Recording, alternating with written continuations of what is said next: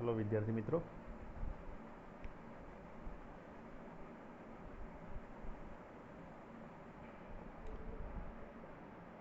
અહીં આગળ આપણે જોઈ ગયા એ પ્રમાણે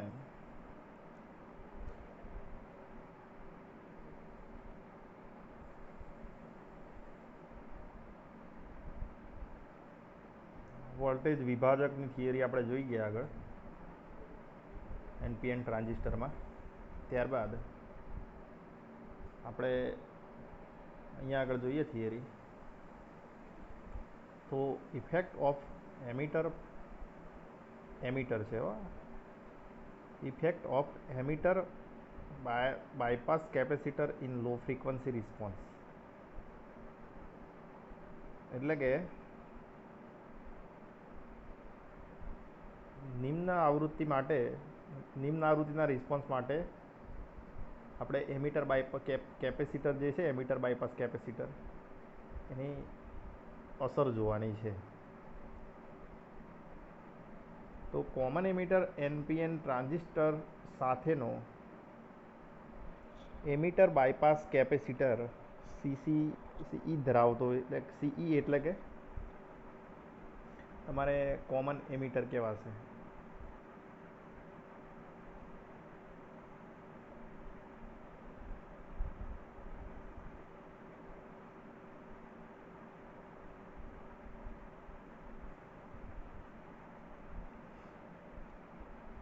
હવે અહીં આગળ જોઈએ તો આની કાર્ય પદ્ધતિ શું છે પહેલાં. તો અહીંયા આગળ આ પરિપથમાં R1, R2, RE, RC સાથે વીસીસીના ઉપયોગથી સેલ્ફ બાયસ તથા ટ્રાન્ઝિસ્ટરને સ્થિરતા પૂરી પાડે છે. આ પરિપથમાં આપણે કાર્ય પદ્ધતિ શું છે, તો એના પરિપથમાં આપણે કઈ કઈ વસ્તુઓ લેવાની છે, તો R1 લેશું, R2 લેશું, RE લેશું અને RC સાથે વીસીસીના ઉપયોગથી સેલ્ફ બાયસ તથા ટ્રાન્ઝિસ્ટરને સ્થિરતા પૂરી પાડે છે. હવે આના અંદર જોઈએ બીજા નંબરમાં, તો સીસી કપલિંગ કેપેસિટર છે જે પ્રથમ સ્ટેજના આઉટપુટ તથા બીજા સ્ટેજના ઇનપુટને જોડે છે. એટલે કે સીસી કપલિંગ કેપેસિટર જે છે એ પ્રથમ સ્ટેજના આઉટપુટ અને બીજા સ્ટેજના ઇનપુટને જોડશે. એટલે કે કેપેસિટર એ સ્ટેજના અંતમાં એસી સિગ્નલને જવા દેશે. એસી સિગ્નલ કેપેસિટરમાંથી જશે, ડીસી સિગ્નલને એ શું કરશે, બ્લોક કરે છે. ત્યારે એસી બાયસિંગ દાખલ કરતો નથી. આ કારણથી સીસીને બ્લોક કેપેસિટર પણ કહેવામાં આવે છે. સીસીને શું કહેવામાં આવે છે, બ્લોક કેપેસિટર. ત્યારબાદ આપણે જોઈએ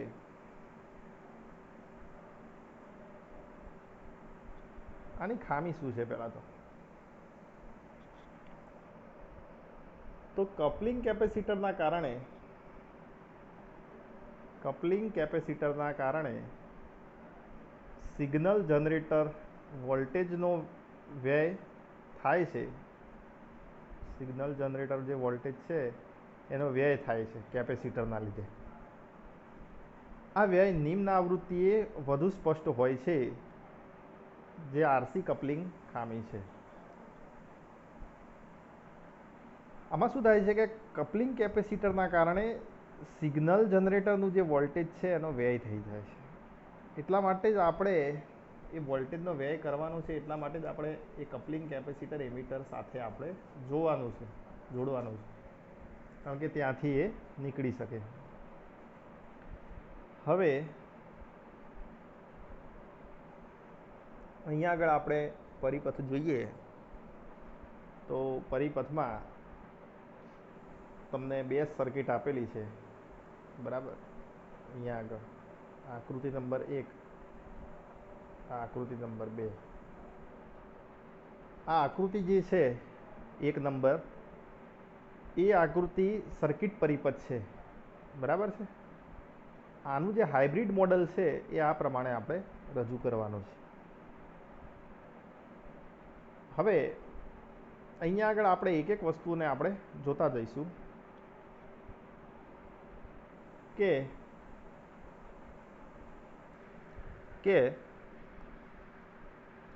અહીંયા આગળ જુઓ, આ સર્કિટ પરિપથમાં અહીંયા આગળ બેઝ, આ કેપેસિટર ને આ એમીટર. હવે અહીંયા આગળ જુઓ, ઇનપુટની અંદર સિગ્નલ જનરેટર આપણે જોડેલું છે. આ સિગ્નલ જનરેટરની બાજુમાં જુઓ ઇનપુટ રેઝિસ્ટન્સ છે. ત્યાંથી જુઓ તમારે એક કેપેસિટર છે, કપલિંગ કેપેસિટર. એના પેરેલલમાં જુઓ R1 અને R2 બે રેઝિસ્ટન્સ છે. ત્યારબાદ અહીંયા આગળ VCC બેટરી આપણે જોડેલી છે, ડીસી બેટરી.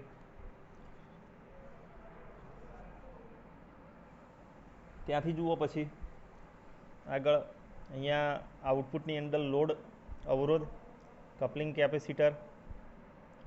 અહીંયા આગળ જુઓ, આ તમારે શું છે, આ વસ્તુ મેં લખી નથી, એટલા માટે નથી લખી કે તમને બતાવવા માટે. આ છે તમારે શું છે, આ અવરોધ. અવરોધ કયો? પણ એમીટર પાસેનો અવરોધ, એટલા માટે આને કયો અવરોધ કહીશું? RE. અને આ છે તમારું કપલિંગ કેપેસિટર, બરાબર, જે વધારાના વોલ્ટેજનો વ્યય કરે છે. હવે અહીંયા આગળ જોઈએ આપણે કે જુઓ, તમારે આ જે છે એ કેપેસિટર,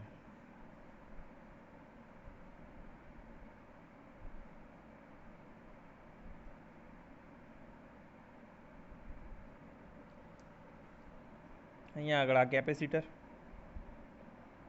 આ એમીટર અને આ બેઝ. હવે આ જે છે એને શું કહેશો તમે? RE.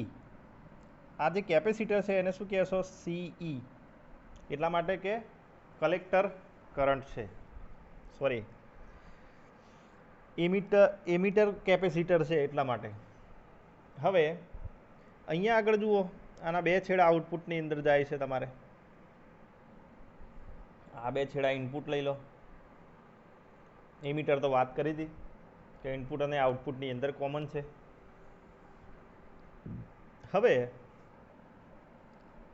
આનો જો આપણે પરિપથ જોઈએ કે આનો હાઇબ્રિડ પરિપથ શું છે, તો હાઇબ્રિડમાં જુઓ તમે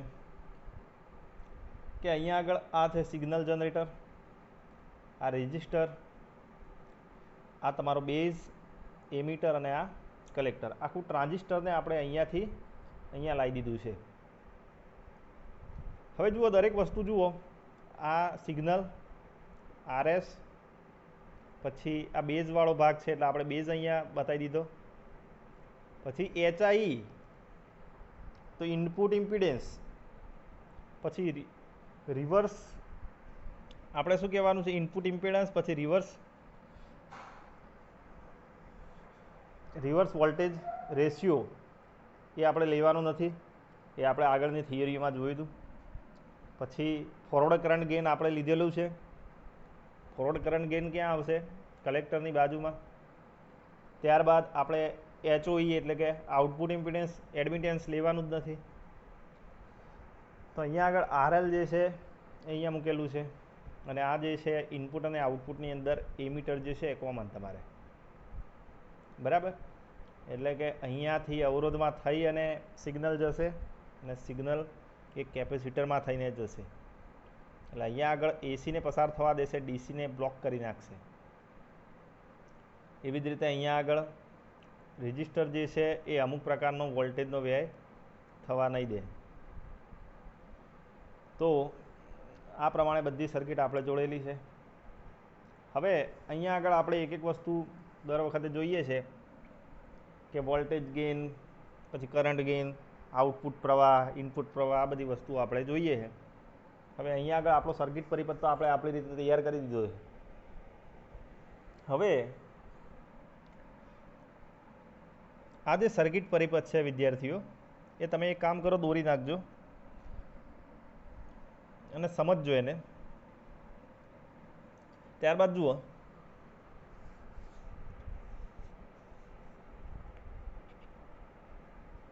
પહેલી જ આપણે કન્ડિશન જોઈએ કે વોલ્ટેજ ગેઇન. તો વોલ્ટેજ ગેઇન એટલે શું થાય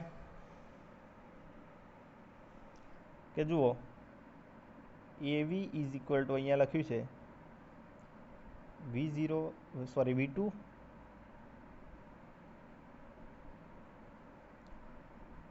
AV is equal two V2 upon V1 આવશે. V1 શું છે આપણો સિગ્નલ ES અને V2 છે આપણો V આઉટપુટ. બરાબર.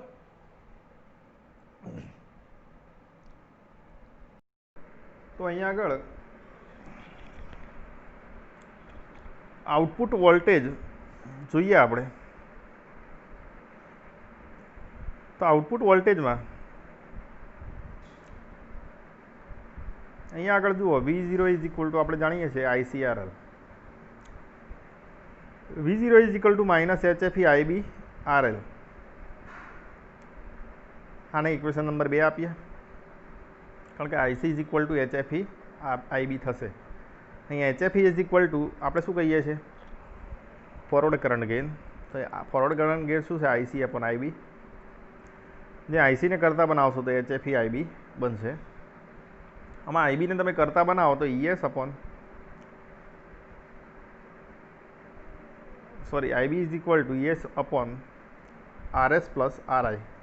તમારે બેઝ કરંટ તમે જુઓ તો તમારો આટલો થશે V અપોન R ઓહ્મના નિયમ પ્રમાણે.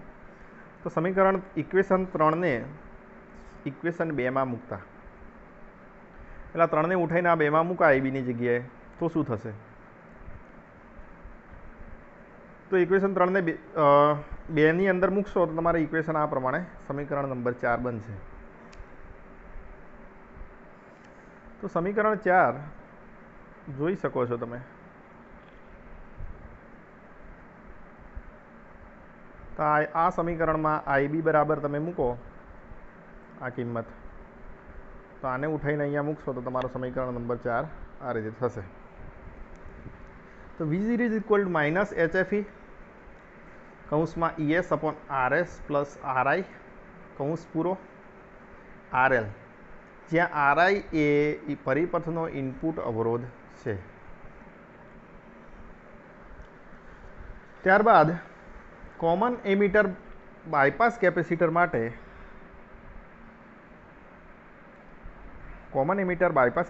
માટે ઇનપુટ અવરોધ કેટલો થશે?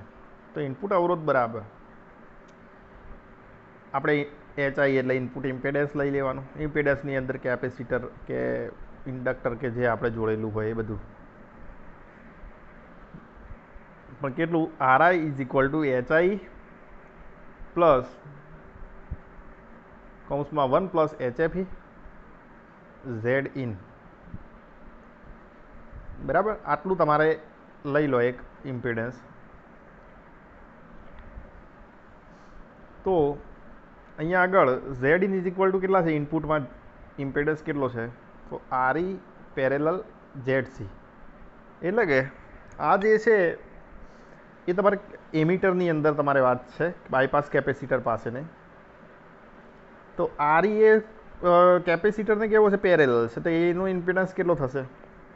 તો Z in 1/Z in is equal two 1/RE 1/ZC. Z in RE પછી ZC એટલે કેપેસિટર માટે 1/jωC.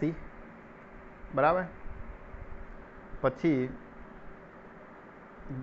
1/ZE 1/RE jωC ને ઉપર લાવી દો તો 1/ZE આટલું મળશે. તો Z in is equal two RE upon 1 plus jωC RE તમને મળશે.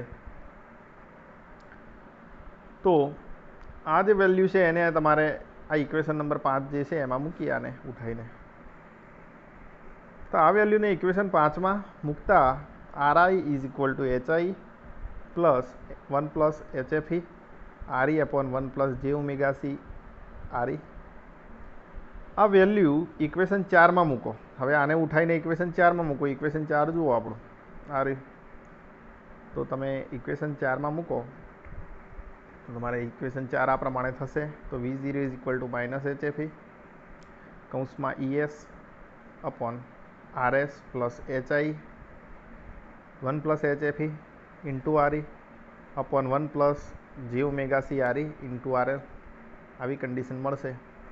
આના અંદર V0 अपॉन ES ને તમે કરતા બનાવી દો તો તમને minus HFE RL upon RS plus HI plus 1 plus HFE RE upon 1 plus j⍵c RE। હવે આના અંદર V0 अपॉन ES એ આપણે વોલ્ટેજ ગેઇન લઈ લીધો, બરાબર છે, લો ફ્રીક્વન્સી માટે, બરાબર। વોલ્ટેજ ગેઇન લો આપણે નિમ્ન આવૃત્તિ માટે વાત થઈ તો તમને આટલો મળશે ઇક્વેશન પ્રમાણે, જુઓ, બરાબર।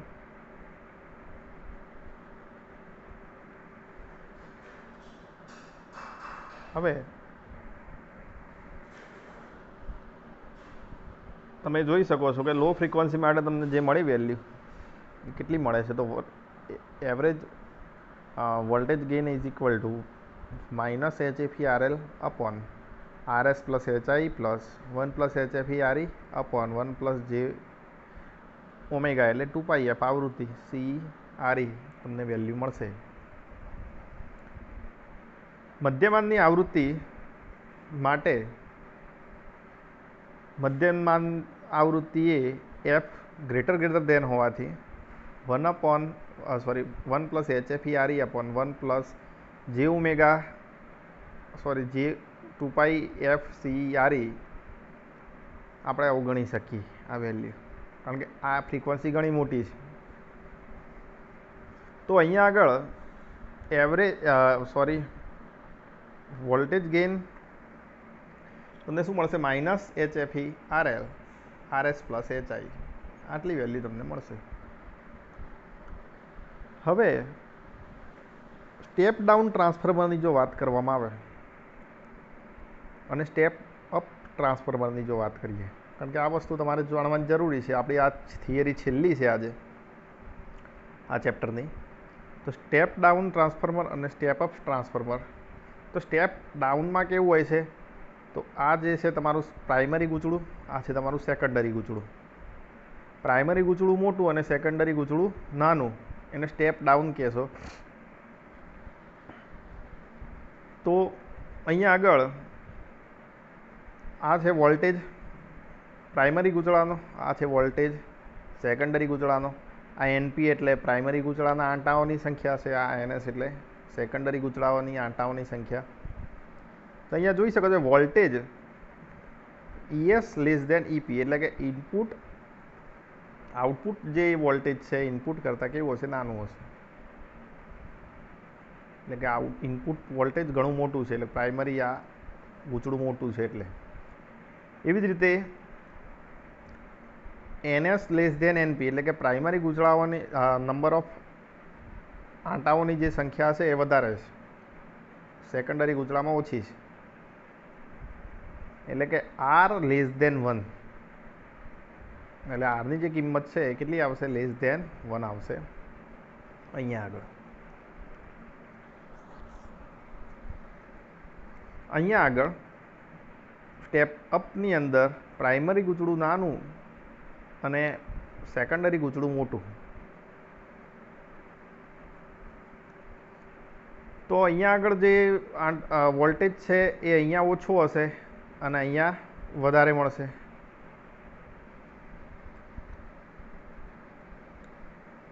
અહીંયા આગળ NP લેસ દેન NS એટલે કે આંટાઓની સંખ્યા પ્રાઇમરીમાં ઓછી અને સેકન્ડરીમાં વધારે। અહીંયા આગળ રેઝિસ્ટરનું જે મૂલ્ય છે અવરોધનું એ કેટલું મળે છે? ગ્રેટર દેન 1 એટલે અવરોધ એક કરતાં મોટો મળશે, પેલામાં એક કરતાં નાનું મળે છે। અહીંયા આગળ ટ્રાન્સફરમાં રેશિયો તમે જુઓ, જેને આર તરીકે કહેવામાં આવે છે, તો અહીંયા આગળ R is equal to NS upon NP ES upon EP. અહીંયા આગળ PS is equal to P, એટલે કે અહીંયા આગળ આપણે ES IS EP IP, એટલે ES અપોન EP કરશો, IP અપોન IS કરશો, તો તમને જે રેશિયો મળશે R is equal to NS upon NP ES upon EP IP upon IS. આ ખાલી તમને ટ્રાન્સફોર્મરની અંદર કન્ડિશન કઈ રીતની હોય છે એ ખાલી સમજાવી છે. તો જુઓ વિદ્યાર્થી મિત્રો, આપણે અત્યાર સુધીના આ લેક્ચરના જેટલા પણ આપણા ટોપિક હતા એ બધા આપણે પૂરા કર્યા છે. તો તમારું આ ચેપ્ટર ક્લિયર થઈ જાય છે અહીંયા આગળ. હવે નવા આગળના ચેપ્ટરો તરફ આપણે યુનિટની અંદર જઈશું, બરાબર? તો વિડીયો જોતા રહેવા અને આગળના ચેપ્ટર પણ જોતા રહેવા. અને આ જે લેક્ચર તમે ભણો છો એ એક એક લખી રાખજો, બરાબર?